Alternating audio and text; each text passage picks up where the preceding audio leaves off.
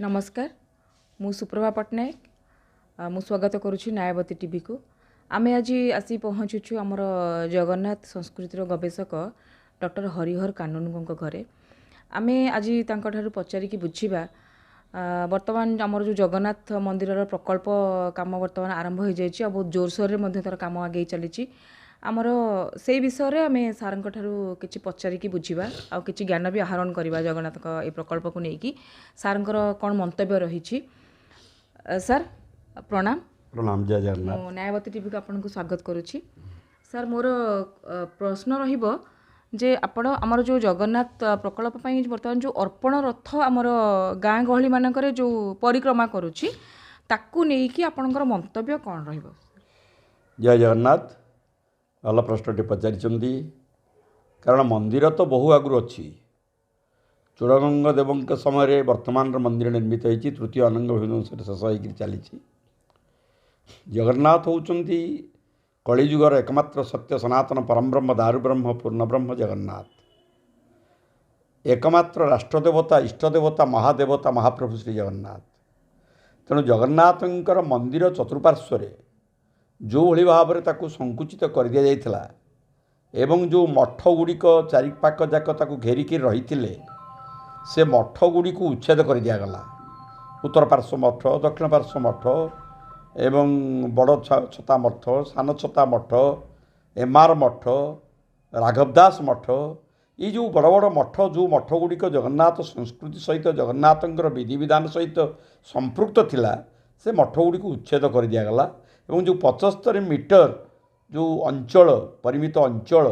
से अंचल को ताकू एभली भाव में राज्य सरकार ताकू उन्नति कले तार चतुर्पार्श्व को एभली भाव में कले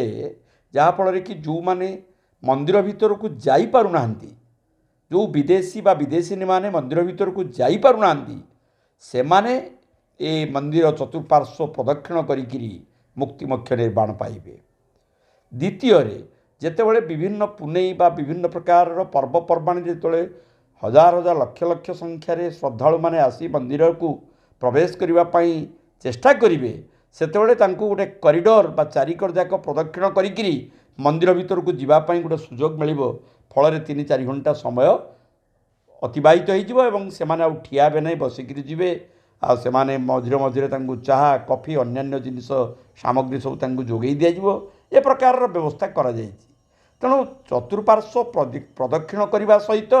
जगन्नाथ मंदिर भीतर को जाइकरी महाप्रभु को दर्शन करवा एवं जो माने प्रवृत्ति मार्ग देकी निवृत्ति आड़ को जीवार जो परंपरा ता हूँ जगन्नाथ मंदिर परंपरा एवं आमर बेढ़ा परिक्रमा अच्छी आपणकर मंदिर बाहर जो बेढ़ा परिक्रमा वर्तमान कर सी अलग भाव में कर जितेबले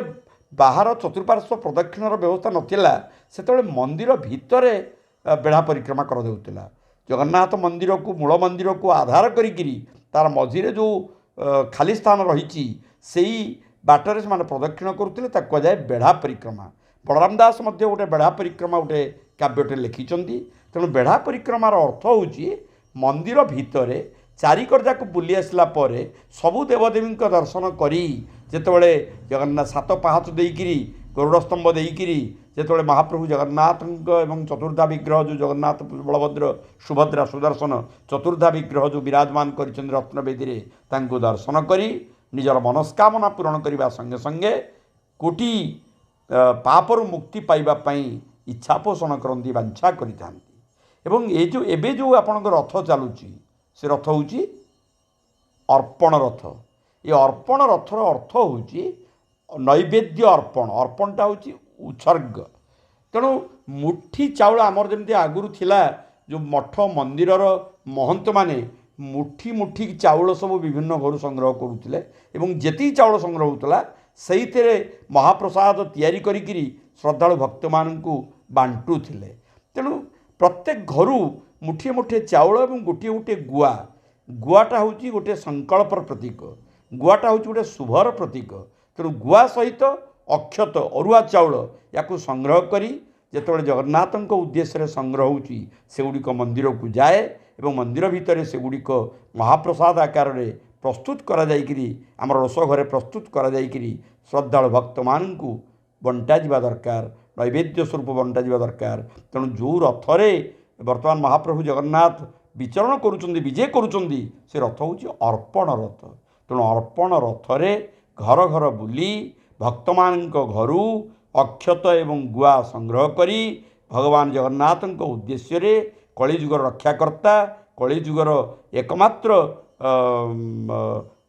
ତ୍ରାଣକର୍ତ୍ତା ତାଙ୍କୁ ସ୍ମରଣ କରି ଯେଉଁମାନେ ଦାନ ଦିଅନ୍ତି ସେମାନେ ଯେ କେତେ ପରିମାଣରେ କ'ଣ ପାଆନ୍ତି ସେମାନେ ଜାଣନ୍ତି। କାରଣ ବିଶ୍ୱାସ ମିଳଇ ହରି ତର୍କେ ବହୁଦୂର। ଭଗବାନଙ୍କୁ ଯିଏ ଯେତେ ବିଶ୍ୱାସର ସହିତ ଡାକିବ ସେ ସେଭଳି ଭାବରେ ପାଇବ।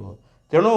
ଦେଇଥିଲେ ପାଇ ଆପଣ ଯଦି ମୁଠିଏ ଚାଉଳ ଦେବେ, ଗୋଟିଏ ଗୁହା ଦେବେ, ଆପଣଙ୍କୁ କେତେ କ'ଣ ମିଳିବ ତା ସମୟ କହିବ। କାରଣ ଭଗବାନ ଜଗନ୍ନାଥ ହେଉଛନ୍ତି ଭାବର ଠାକୁର, ଭାବର ଦେବତା। ଭାବକୁ ନିକଟ, ଅଭାବକୁ ଦୂର। ଯିଏ ଭାବରେ ଡାକିଲା, ଭାବରେ ତାଙ୍କୁ ଯିଏ ଭକ୍ତିରେ ସବୁ ଜିନିଷ ଦେଇଦେଲା, ସେ ସବୁ କିଛି ଓଜାଡ଼ି ଦିଅନ୍ତି। କାରଣ ସେ ସେଇଭଳି ଜୀବନ୍ତ ଠାକୁର। ବ୍ରହ୍ମ ଯେତେବେଳେ ତାଙ୍କ ଦେହରେ ସଂସ୍ଥାପନ ହେଇଯାଏ ସେ ସବୁ ଦେଖିପାରନ୍ତି, ସବୁ ଜାଣିପାରନ୍ତି। ଚକାଡୋଳା, ଚକା ଆଖି ସବୁ ଦେଖୁଛି। ଏବେ ମଧ୍ୟ ଆମର ବିଶ୍ୱାସ ରହିଛି। ତେଣୁ କିଛି ଜିନିଷ ଲୁଚେଇବା ନାହିଁ, ସବୁ କାମ ଭଲରେ କରିବା, ଅନ୍ତର ଖୋଲିକିରି କରିବା, ଦୁଇ ହାତ ସମର୍ପିତ ହେଇକିରି କଳିଆ ଶାନ୍ତ କଳା ଠାକୁର ଜଗତର ନାଥ ଜଗନ୍ନାଥ ମହାପ୍ରଭୁ ଯିଏକି ବ୍ରହ୍ମାଣ୍ଡ ନାଥ, ବ୍ରହ୍ମାଣ୍ଡ ନାୟକ, ତାଙ୍କ ପାଦପଦ୍ମରେ ଶରଣାଗତ ହେଇକିରି ଆମେ ସବୁ କାମ କରିବା। ତେବେ ଆମେ ନିଶ୍ଚିତ ଭାବରେ ତାଙ୍କର କୃପା ଆଶୀଷ ପାଇପାରିବା। ଏହି ଲକ୍ଷ୍ୟ ଉଦ୍ଦେଶ୍ୟ ନେଇ ରାଜ୍ୟ ସରକାର ଏଭଳି ଏକ ରଥ ଭ୍ରମଣର ବ୍ୟବସ୍ଥା କରିଛନ୍ତି, ରଥ ପରିକ୍ରମାର ବ୍ୟବସ୍ଥା କରିଛନ୍ତି ଏବଂ ଶ୍ରୀମନ୍ଦିର ଚତୁଃପାର୍ଶ୍ୱରେ ଏ ଯେଉଁ ପ୍ରଦକ୍ଷିଣ କରିକିରି ଯେଉଁ ଯିବାର, ଯେଉଁ ମହାପ୍ରଭୁଙ୍କୁ ଦର୍ଶନ କରିବାର ଯେଉଁ ଅଭିପ୍ସା, ଯେଉଁ ଇଚ୍ଛା, ତାହା ପୂରଣ ହେବା ସଙ୍ଗେ ସଙ୍ଗେ ଡକ୍ଟର ହରିହର ଦାସ କାନୁନଗୋ ବର୍ତ୍ତମାନ କ'ଣ କହିଲେ, ବହୁତ ସୁନ୍ଦର କଥାଟିଏ କହିଲେ। ବର୍ତ୍ତମାନ ଜଗନ୍ନାଥ ତ ଜଗନ୍ନାଥ ମହାପ୍ରଭୁଙ୍କର ଯେଉଁଠି 60 କୋଟି ପଉଟି ଯେଉଁଠି ଭଣ୍ଡାରର ସେ ମାନେ ଅଧିକାର ଭୋଗ ଲାଗି ହୁଏ, ତ ତାଙ୍କୁ ଆମେ କ'ଣ ଦେଇକି ବି ସନ୍ତୁଷ୍ଟ କରିପାରିବା। ତେଣୁ ଆମର ଏଇ ଅର୍ପଣ ରଥରେ ଯେଉଁ ମୁଠାଏ ଚାଉଳ ଆମେ ଯେଉଁ ଆମର କେନ୍ଦ୍ର ସରକାର, ରାଜ୍ୟ ସରକାର ଯେଉଁ ପ୍ରୟାସଟି ଆରମ୍ଭ କରିଛନ୍ତି, ଖୁବ୍ ସୁନ୍ଦର ପ୍ରୟାସଟିଏ। ଯାହା ହେଉ ପ୍ରଭୁ ଜଗନ୍ନାଥଙ୍କ ସେବାରେ ଆମର ଏଇ ମୁଠିଏ ଚାଉଳ ଲାଗିପାରିବ, ତ ଆମେମାନେ ବହୁତ ଭାଗ୍ୟବାନ ନିଜକୁ ମନେ କରିବା। ଧନ୍ୟବାଦ ସାର୍। ଧନ୍ୟବାଦ।